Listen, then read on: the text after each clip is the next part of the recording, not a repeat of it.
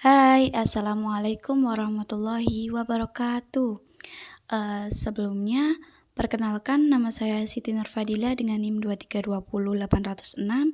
Di sini saya akan menjelaskan sedikit tentang perkembangbiakan tumbuhan dan perkembangbiakan hewan. Baik, bab pertama adalah cara perkembangbiakan. Perkembangbiakan dibagi menjadi dua, yang pertama adalah vegetatif, yang kedua adalah generatif. Vegetatif adalah perkembangbiakan tumbuhan tanpa melalui perkawinan atau fertilasi, sedangkan generatif adalah cara perkembangbiakan tumbuhan melalui perkawinan. Baik, yang selanjutnya adalah vegetatif alami.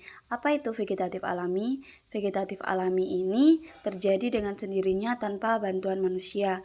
Berikut adalah proses perkembangbiakan vegetatif alami pada tumbuhan. Baik, yang pertama adalah perkembangbiakan melalui tunas. Tunas sendiri adalah tumbuhan muda yang baru tumbuh atau timbul. Tunas sendiri merupakan bentuk dari perkembangbiakan secara vegetatif alami. Adapun beberapa perkembangbiakan yang melalui tunas adalah pertama pohon pisang, bambu, pohon sukun, dan kesemek. Yang kedua adalah umbi batang. Apa itu umbi batang? Umbi batang adalah umbi yang terbentuk dari batang atau struktur modifikasi batang seperti geragi atau rimpang. Saya mengambil contoh dari perkembangbiakan umbi batang adalah pada kentang. Yang ketiga adalah rizoma. Rizoma adalah batang tumbuh yang menjalar di bawah permukaan tanah dan dapat menghasilkan tunas serta akar baru dari ruas-ruasnya. Contohnya yang biasanya terjadi pada tanaman lengkuas, jahe, temulawak, dan kunyit. Baik, yang keempat adalah umbi lapis. Umbi lapis adalah umbi yang terbentuk dari tumpukan pangkal daun yang tersusun secara rapat dalam suatu format tertentu.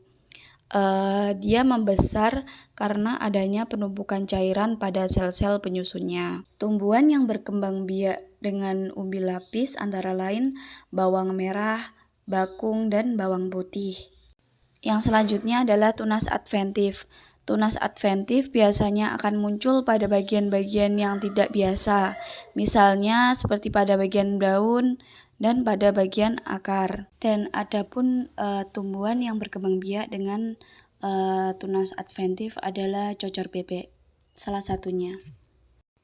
Baik, jika tadi kita sudah membahas tentang vegetatif alami yang terjadi karena tidak ada bantuannya manusia, sekarang kita akan membahas tentang vegetatif buatan yang terjadi karena bantuan manusia. Berikut adalah proses perkembangbiakan vegetatif buatan pada tumbuhan. Yang pertama adalah mencangkok. Adapun langkah-langkah mencangkok. Yang pertama, pilih salah satu pohon yang akan dicangkok.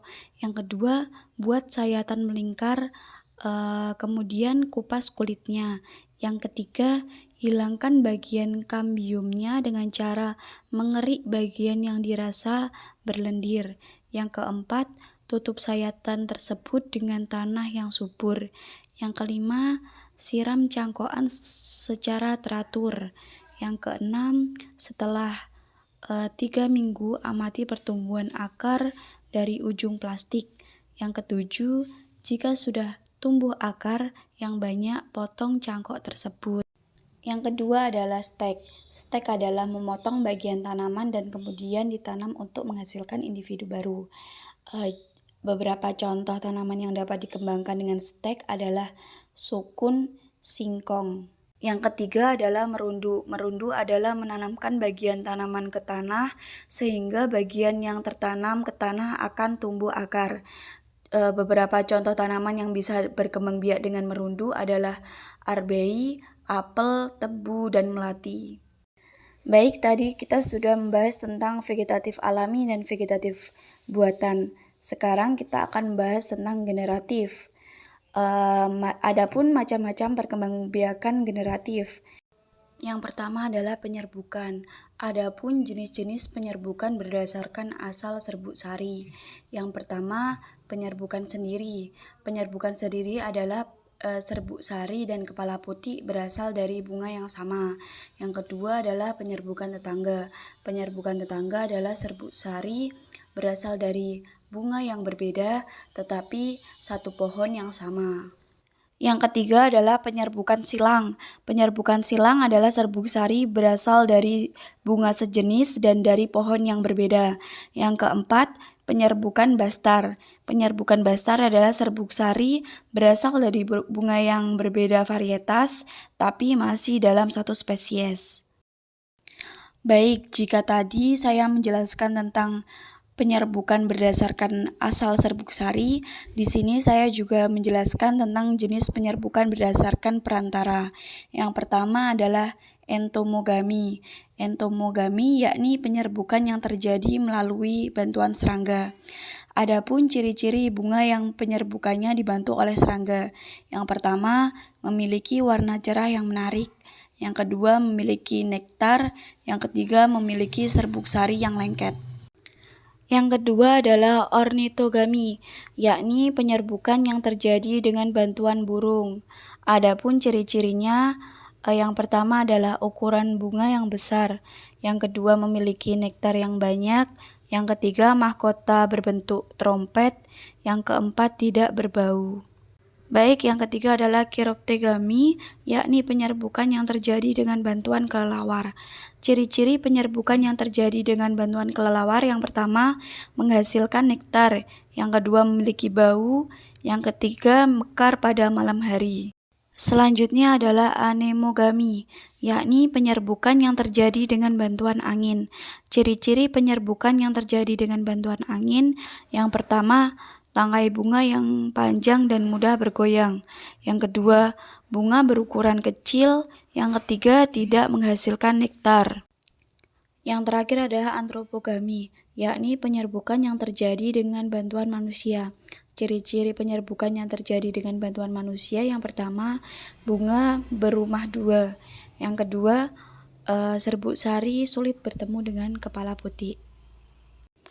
Baik, tadi saya sudah menjelaskan tentang cara perkembangbiakan tumbuhan. Di sini saya akan menjelaskan jenis-jenis perkembangbiakan hewan. Jadi perkembangbiakan hewan itu dibagi menjadi dua, perkembangbiakan vegetatif dan generatif. Yang vegetatif yang pertama adalah tunas.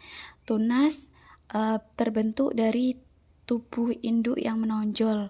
Benjolan tunas ini akan membesar dan akhirnya memisah dari tubuh induknya dan menjadi individu baru. Yang kedua adalah fragmentasi, adalah jenis perkembangbiakan dengan cara memutuskan bagian tubuh tertentu yang akan menjadi organisme baru yang mirip dengan induknya.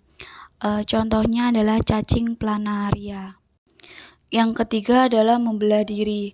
Jenis perkembangbiakan dengan cara membelah tubuh menjadi dua bagian yang sama besar yang akan menjadi individu baru. Contohnya adalah amoeba.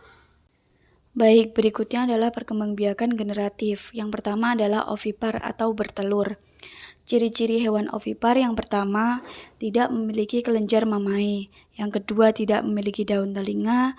Yang ketiga, tidak menyusui anaknya. Yang keempat, mengerami telurnya hingga menetas.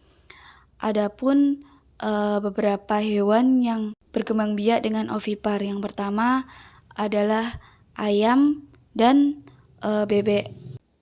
Yang kedua adalah vivipar, beranak. Ciri-ciri dari hewan vivipar adalah yang pertama memiliki kelenjar mamae, yang kedua memiliki daun telinga, yang ketiga induk melahirkan dan menyusui termasuk hewan mamalia, yang keempat memiliki rahim. Contoh dari hewan vivipar adalah gajah, sapi, kerbau, rusa. Yang terakhir adalah ovovivipar, beranak dan bertelur. Ciri-ciri hewan ovovivipar yang pertama, embrio tubuh dan berkembang di dalam telur yang berada di dalam tubuh induknya. Yang kedua, tidak memiliki kelenjar susu dan tidak menyusui anaknya. Contoh dari hewan ovovivipar adalah kuda laut.